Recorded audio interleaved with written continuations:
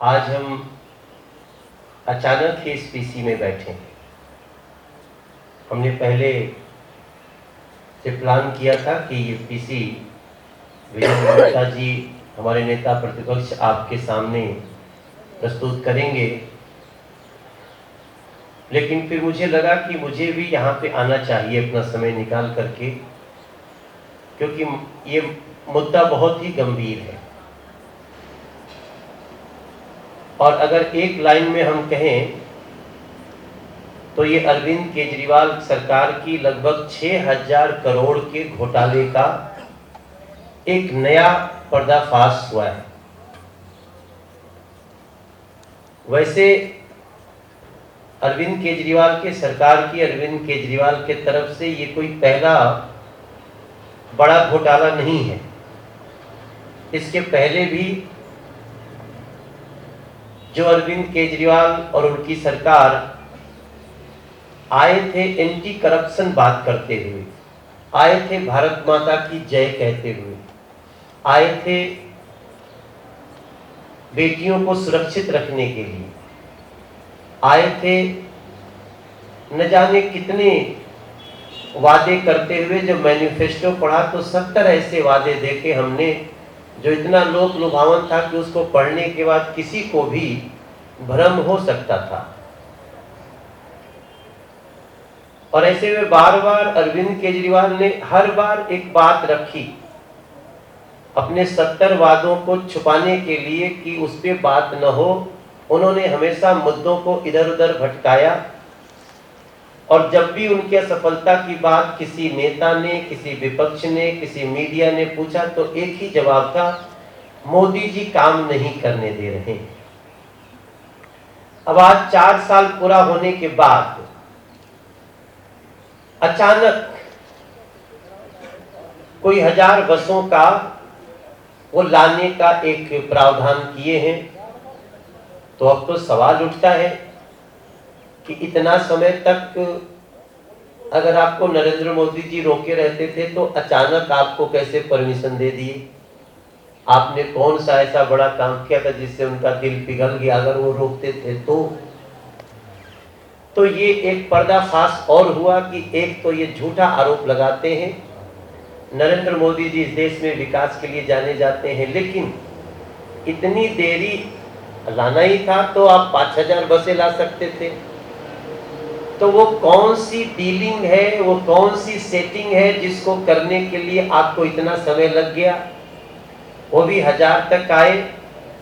और इसमें पूरी जब हम प्रक्रिया को देखते हैं, लगभग 6000 करोड़ का घोटाला सामने आ रहा है। मैं इसका डिटेल बात करने के लिए, चूंकि मैं उपस्थित हूं और विजेंद्र गुप्ता जी की बात जो रखेंगे आपके सामने, हमने बहुत सोच समझ के रखी है। अरविंद केजरीवाल न सिर्फ दिल्ली को प्रदूषण के गर्त में ढकेले हैं, न सिर्फ दिल्ली को गंदे पानी के दलदल में ढकेले हैं, न सिर्फ दिल्ली को भेदभाव के दलदल में ढकेले हैं, न सिर्फ दिल्ली को केंद्र सरकार की सुविधाओं को रोकने में समय जाया किए हैं, बल्कि वो किस प्रकार से करप्शन के दलदल में फंस गए हैं। विजेंद्र गुप्ता जी आपके सामने ये बातें रखेंगे। साथियों, मैं प्रारंभ में आपको सीधे तौर पर कुछ बातें ध्यान में डालता हूँ इस पूरे इशू पे। ये इलेक्ट्रिक बसेज हैं और इनके लिए 6 डेडिकेटेड बस डिपो बनाने की सरकार की प्लानिंग है, और उन डिपो में 5 मेगावाट से लेके और लगभग 1.5 मेगावाट की बिजली की सप्लाई चाहिए। लगभग 5 मेगावाट से और लगभग 13 मेगावाट तक की बिजली की सप्लाई चाहिए। और जो डिस्कॉम्स हैं उसका टेक्निकल एस्पेक्ट ये है कि 33 किलोवाट से 66 किलोवाट 66 किलोवाट की वहाँ पर लाइन और ट्रांसफार्मर वगैरह लगाने की ज़रूरत है। तो पहला पॉइंट तो मैं आपको बताता हूँ कि जो डिपो हैं क्योंकि इन्होंने तो 1000 बसें खरीदने का टेंडर कॉल कर लिया है, की तैयारी कर ली है 4 साल के बाद वो भी। लेकिन 4 साल में किया क्या? क्योंकि इलेक्ट्रिक बसें चलाने के लिए ये पूरा प्रोजेक्ट है। तो जो डिपो हैं उनकी मैं एक एक करके आपको हालत बताता हूं। पहला ईस्ट विनोद नगर, 5 डिपो के बारे में मैं आपके बता रहा हूं प्रेजेंट पोजीशन। ईस्ट विनोद नगर ये प्रोटेक्टेड फॉरेस्ट है। हमारी योजना ये थी कि हम आपको फोटो भी देते, लेकिन चूंकि समय की कमी थी इसलिए फोटो अभी हमारे पास पहुंच नहीं पाई। तो वो प्रोटेक्टेड फॉरेस्ट है और प्रोटेक्टेड फॉरेस्ट्री को रिमूव करने के लिए जो परमिशन होनी चाहिए, जो प्रोसेस होना चाहिए, वो शुरू भी नहीं हुआ है। तो जो प्रोसेस ही शुरू नहीं हुआ है तो वो लैंड कब अवेलेबल होगी? क्योंकि उसी लैंड पर डिपो बनेगी और डिपो में 66 केवीए की केबल आएगी। दूसरा डिपो है बुराड़ी। बुराड़ी में जो डिपो है वो जो वहां पे अशोक लेलैंड का ड्राइविंग सेंटर है उसके साथ ये है, और ये भी डीम्ड फॉरेस्ट है, यानी कि प्रोटेक्टेड फॉरेस्ट है ये भी एक तरह से। वहां भी बड़े बड़े पेड़ खड़े हैं जिसकी अभी कोई परमिशन नहीं है, कोई प्रोसेस नहीं है। तीसरा डिपो है बामनोली नजफगढ़ में। ये लैंड इनको अलॉट नहीं हुआ अभी तक, और है नहीं, वो दूसरा लैंड ही अलॉट नहीं हुआ है। और ये पावर हाउस वहां पर है, पावर स्टेशन। अगर ये उसका लैंड यूज चेंज करा के और उसको रीअलॉट कराते हैं तब ये जाके, ये एक लंबा प्रोसेस है जो अभी शुरू भी नहीं हुआ है। एक डिपो है मुढेला कला। यहाँ पर एग्रीकल्चर लैंड है और पूरा खेत है, कोई एक ईंट भी यहाँ कहीं नहीं है, खेत है। एक सराय काले खा है, उसमें मारुति ड्राइविंग सेंटर चल रहा है और वहाँ भी डिपो बनाने का कोई प्रोसेस शुरू नहीं किया। एक बात आपके ध्यान में डाल रहा हूँ कि प्रेस ब्रीफिंग में सरकार ने बोला कि 6 महीने में दिल्ली में इलेक्ट्रिक बसें चलना शुरू हो जाएंगी। तो पहला तो आपके पास डिपो ही नहीं है। दूसरा जो इलेक्ट्रिफिकेशन होना है उसके लिए डिस्कॉम्स ने लिखकर इनको दिया है टेक्निकल रिपोर्ट में कि 33 से 66 केवीए की लाइन बिछाने के लिए हमें 18 से 24 महीने चाहिए। तो 18 से 24 महीने में वहां इलेक्ट्रिफिकेशन होगा। उससे पहले डिपो कब तैयार होगा, लैंड कब प्रोसेस में आएगी? फ्राइडे को कैबिनेट की मीटिंग थी और उसमें एक पावर डिपार्टमेंट के जो स्पेशल सेक्रेटरी हैं उन्होंने कैबिनेट में एक नोट, कैबिनेट नोट के साथ उसमें प्रोसेस किया जिसको सेक्रेटरी पावर को दिया गया और सेक्रेटरी पावर ने उसको कैबिनेट में रख दिया। आप जानते हैं क्या हुआ? केजरीवाल जी ने ना सिर्फ मीटिंग पोस्टपोन कर दी बल्कि आदेश दिए कि IAS officer special secretary Mukesh Prasad को नीमो दो कि इन्होंने ये कैबिनेट नोट, क्योंकि उनके इस झूठ को जो ये सारा बोल रहे हैं, झूठ जो ये बोल रहे हैं, जो ये कर रहे हैं, जो लोगों को दिखा रहे हैं, उसमें कुछ तथ्य कैबिनेट के सामने आ गए थे और उसको इसलिए नोटिस दिया गया मीमो कि आपने सेक्रेटरी पावर ने ये सत्येंद्र जैन से के थ्रू क्यों नहीं यहाँ लाई, यानी कि टेक्निकल इशू बना के मीटिंग को पोस्टपोन किया गया। और मीमो की लैंग्वेज में पढ़ देता हूं, मुकेश प्रसाद को जो दिया गया मधु व्यास ने, whereas the comment of the power department on the cabinet note from transport department regarding acquisition of 1000 cluster buses was communicated to the transport department without approval of the honorable minister power GNCTD। यानी कि your explanation and comments for this grave lapse may be submitted by 11 AM 5 March 2019। कल 11 बजे तक उसको जवाब देना है। उनको मीमो दिया गया, मीटिंग को पोस्टपोन किया गया और कैबिनेट नोट को में उसको क्या बोलेंगे, उसको चेंज किया गया। अमेंड तो अच्छा वर्ड है, बल्कि उसको मैनिपुलेट किया गया, उसको मैनिपुलेट किया गया और जो बात तथ्यों पर आधारित थी उसको पीछे हटाकर एक फैब्रिकेटेड नोट वहां पर ऐड किया गया, जिससे कि टेंडर प्रोसेस में ये कहा जा सके कि 11 किलोवाट की इलेक्ट्रिफिकेशन से भी काम हो जाएगा। ये कोई टेक्निकल स्पेसिफिकेशन नहीं है, ये किसी टेक्निकल उसका भी वो नहीं है, प्रपोजल नहीं है। ये सत्येंद्र जैन ने चूंकि कह दिया कि 11 KVA से भी काम हो जाएगा, तो इसलिए 11 KVA से काम हो जाएगा। और नोट में भी यही आया कि 11 KVA से मिनिस्टर कह रहे हैं, पावर मिनिस्टर, कि 11 KVA से काम हो जाएगा।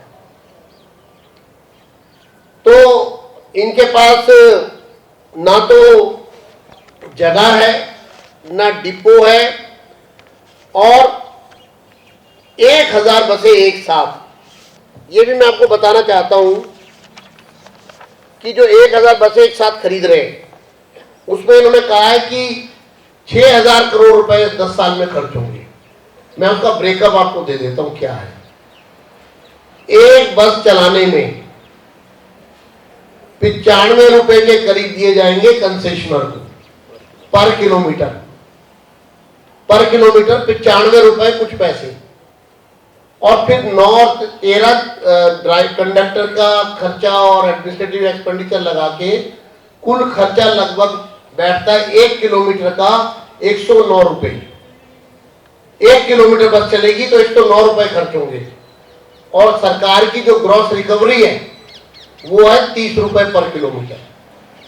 तो मोटा मोटा देखेंगे तो 80 रुपए पर किलोमीटर एक बस के में पर किलोमीटर 80 रुपए पर किलोमीटर सरकार नुकसान वहन करेगी। और ये बनता है, इसकी टोटल कैलकुलेशन भी आपको बता देता हूं, जो ये मेरी कैलकुलेशन नहीं है, ये टेक्निकल कैलकुलेशंस हैं जो खुद सरकार के प्रेम्बल और उनकी रिपोर्ट का पार्ट है।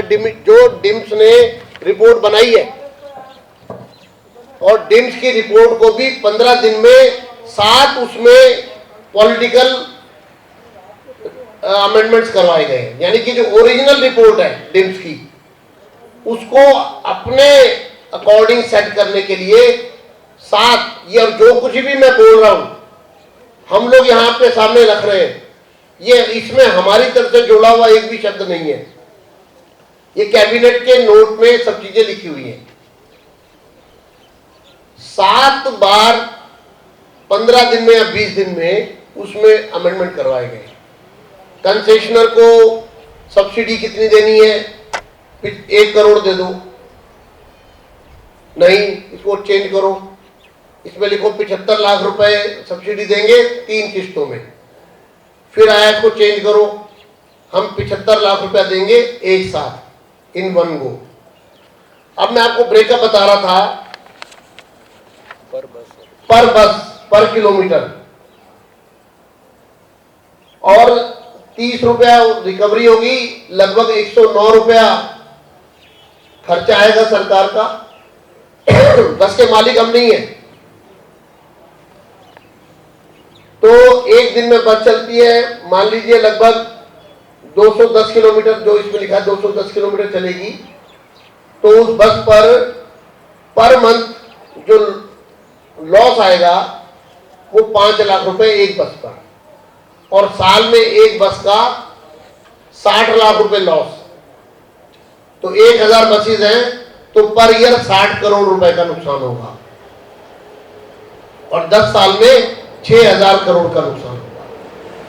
तो एक तो ये इसकी फिजिबिलिटी जो है और वाइबिलिटी उस पर एक सवाल है कि आपको 1 किलोमीटर पर अगर 110 रुपए का नुकसान खर्चा आता है और 30 रुपए रिकवरी हो रही है, तो इसके ऊपर आपने पुनर्विचार क्यों नहीं किया कि इसको कैसे हमको बस को चलाना है। अब बस की कीमत है 1.5 करोड़ रुपया। दो तरह की बस है, एक बस है 1.5 करोड़ की, एक बस है 2 करोड़ की। आप 75 लाख रुपए, आप सब भी और हम भी कंसेशनल बन जाए और सरकार से 75 लाख रुपया ले लें और बस में बाकी हम बैंक से ले लें, तो हमारा तो जो फायदा होगा वो होगा ही। लेकिन जो बसेस बनाने वाली सिर्फ 2 ही कंपनी है, फोटोन और BYD। चाइनीज है, चाइना का ही प्रोडक्ट है। और ये जितने अमेंडमेंट किए जा रहे हैं उन कंपनियों को के साथ बातचीत करके किए जा रहे हैं। सबसे बड़ा घपला इसमें ये है, जब आपके डिपो नहीं है, जब आपके पास इलेक्ट्रिफिकेशन नहीं है, तो आप 1000 बसेस का एक ही टेंडर क्यों निकाल रहे हैं? आप पीस मील में कर सकते थे कि हम 100 बसेस का पहले अरेंजमेंट करेंगे, फिर 200 का करेंगे, फिर 4, यानी कि आप 1000 बसेस को एक साथ वर्क ऑर्डर करके 1500 से 2000 करोड़ रुपए का वर्क ऑर्डर करना चाहते हैं। उसमें किकबैक कितना आ रहा है?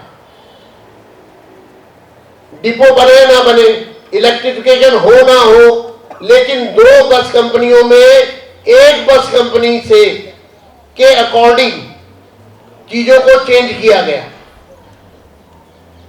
और चेंज करके उसी लिए बार बार डिम्स की रिपोर्ट को बदलवाया गया, इसीलिए बार बार कैबिनेट नोट बदलवाए गए, इसीलिए झूठे सर्टिफिकेट वहां लगाए गए, जो फैक्ट्स थे उससे अलग सर्टिफिकेशन वहां किया गया, क्योंकि वर्क ऑर्डर करो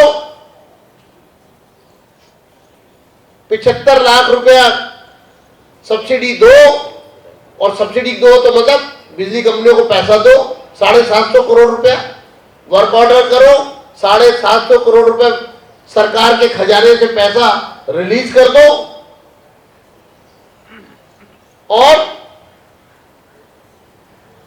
जो बसें अभी फंक्शनल नहीं है, अभी स्ट्रीमलाइन नहीं हुई, 1000 बसेस का एक साथ ऑर्डर कर दो, बसें आती रहेंगी, पेमेंट करवा दो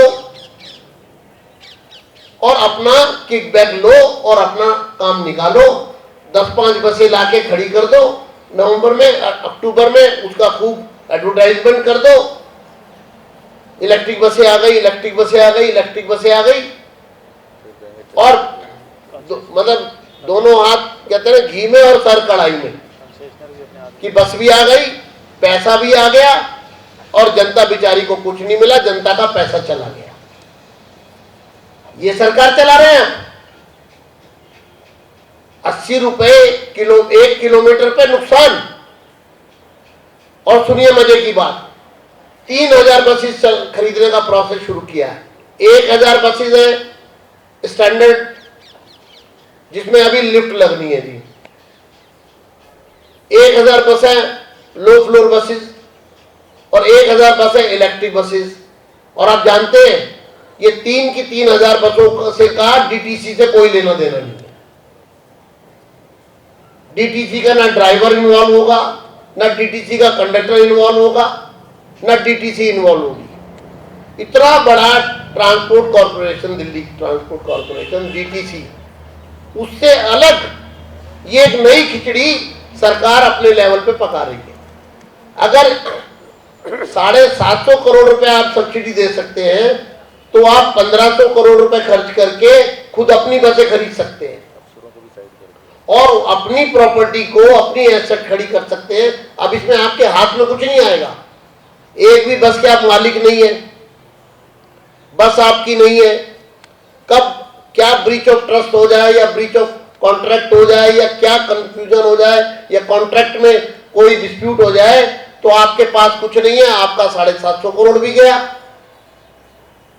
आपके डिपो भी खड़े रह गए बने हुए, आपका इलेक्ट्रिफिकेशन का भी 350 करोड़ का खर्चा जो डिस्कॉम्स ने बिल बनाया कि इलेक्ट्रिफिकेशन के लिए हमको 322 करोड़ रुपए चाहिए, वो भी गया पानी में।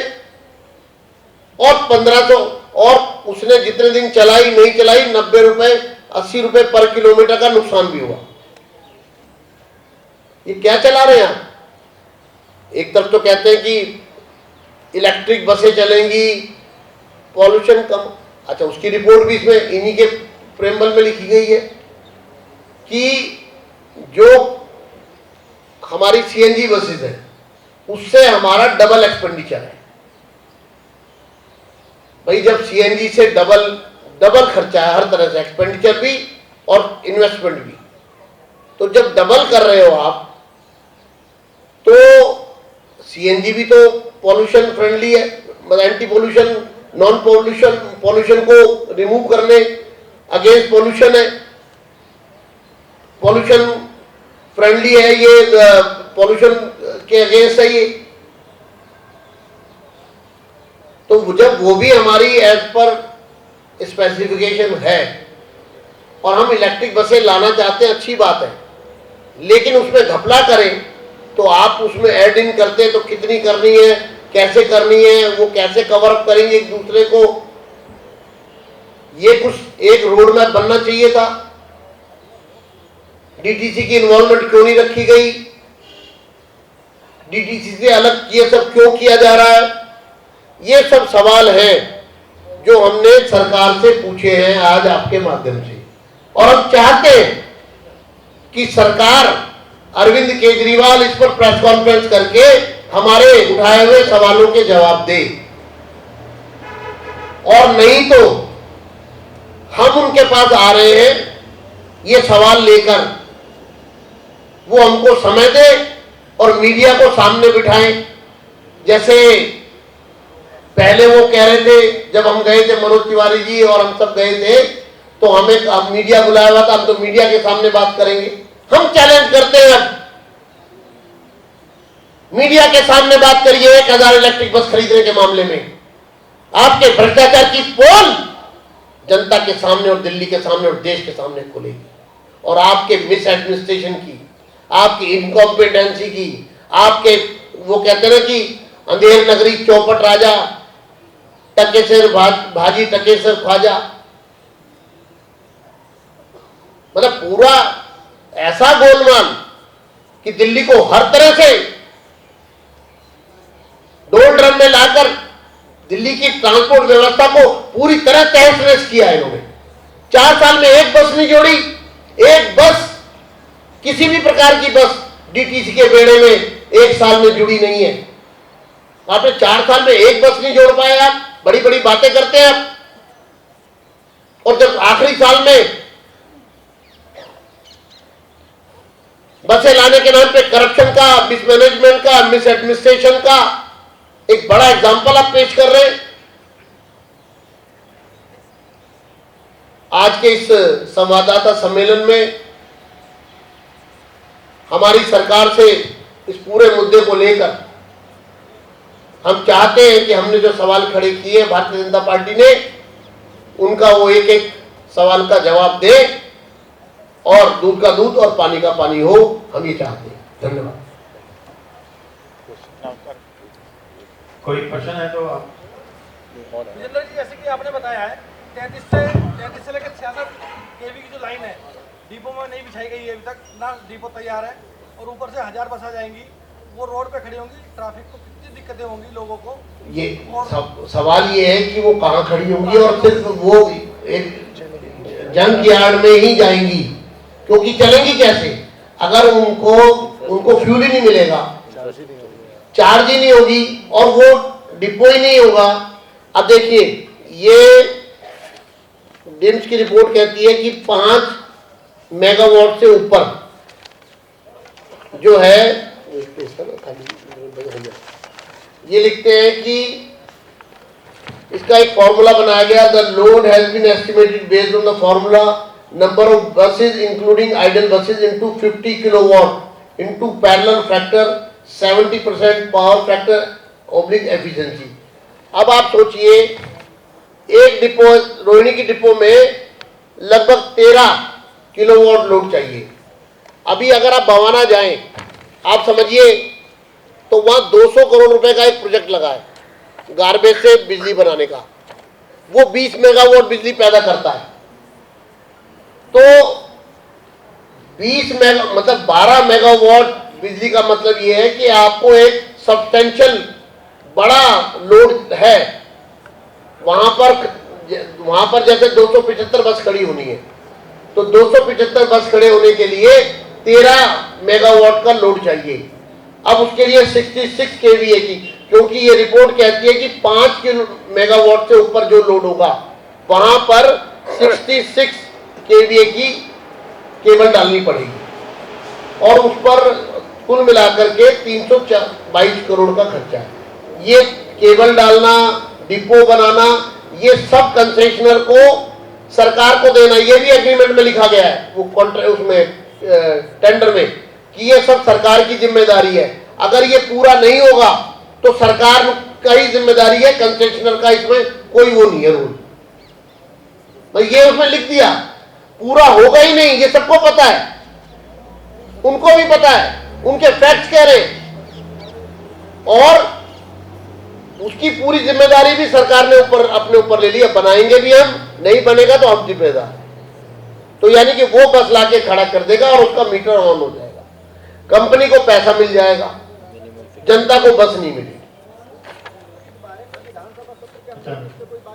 नहीं, विधानसभा सत्र में तो इन्होंने लफाजी जैसे करती है सरकार वैसे कर दी, लेकिन सत्र खत्म होते ही इन्होंने कैबिनेट में जब फ्राइडे को ये प्रेम्बल लाए तो एकदम लगा कि भाई क्या है ये बसेस, क्योंकि इलेक्ट्रिक बसेस की कोई तैयारी। अच्छा एक बात और बता दूं, पूरी दुनिया में 83 देशों में इलेक्ट्रिक बसेस चल रही हैं, लेकिन वो बड़ा लिमिटेड पोर्शन है कुल बसेस का। कहीं ऐसा नहीं है, पूरे हिंदुस्तान में अभी 400 बसेस हैं इलेक्ट्रिक बसेस चल रही हैं। तो आप प्लान करिए, लेकिन उसका इम्प्लीमेंटेशन कैसे करना है, और उसमें से अगर आप कोई घोटाला देख रहे हैं और एक साथ 1000 बसें दिल्ली में चल जाएंगी और उससे लोगों का फायदा हो जाएगा, तो यह लोगों की आंख में धूल झोंक रहे हैं। सर आप मिसमैनेजमेंट का आरोप लगा रहे हैं या करप्शन का? दोनों है, miss administration, corruption, manipulation, conspiracy, ये 5 के 5 आरोपों पर फिट होते हैं। करप्शन 750 करोड़ रुपया जैसे ही वर्क ऑर्डर होगा और कंसेशनर आएंगे सरकार से 750 करोड़ रुपए ले जाएंगे। और ये 750 करोड़ का जो प्रपोजल है ये भी ईसीसी का है, जो एनवायरमेंट कॉम्पनसेशन सेस है जो सुप्रीम कोर्ट ने लगाया था, लेकिन उसमें इनके पेच ये पता है थोड़ा सा कि सुप्रीम कोर्ट को इनको ये अप्राइज कराना पड़ेगा कि हम इससे पे कर रहे हैं। लेकिन मैं उस डिटेल में नहीं जा रहा, ये कमिट कर रहे हैं 750 करोड़ रुपया ये देंगे, यहां से देंगे, कहां से देंगे। दूसरा, आप 750 करोड़ रुपया दे रहे हैं तो बस के कंपनी को 750 करोड़ ये मिल गया, बाकी कंसेशनर से पैसा मिल गया, बसें आ गई, तो 1000 बसों का ऑर्डर एक साथ दे के मैंने तो अपना काम कर लिया ना। आप बस वाले हैं, आप बेचने वाले हैं, मैं खरीदने वाला हूं। मुझे पता है मेरे पास 50 बसों का भी कोई अरेंजमेंट नहीं है, लेकिन मैं क्योंकि तिजोरी की चाबी मेरे हाथ में है तो मैं कहता हूँ ला भाई बता, मुझे तो कॉन्ट्रैक्ट पकड़ाता हूँ मैं 2000 करोड़ रुपए का, तू बता मुझे क्या देगा। तो वो कहेगा भाई कैसे कैसे करोगे, बोले हम तो बस ले लेंगे, कॉन्ट्रैक्ट तुझे दे देंगे, एग्रीमेंट कर लेंगे, पैसा तुझे दे देंगे, तू हमें बस दे देगा, बस चलेगी कि नहीं चलेगी हम देख लेंगे, बस रहेगी भी उसी के नाम। और बस के मालिक हम है नहीं, बस का मालिक तो कंसेशनर है, हमारा तो सिर्फ एग्रीमेंट है।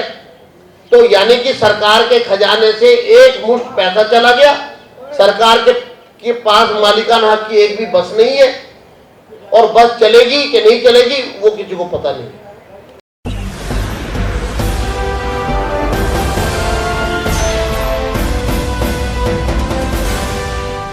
सब्सक्राइब करें।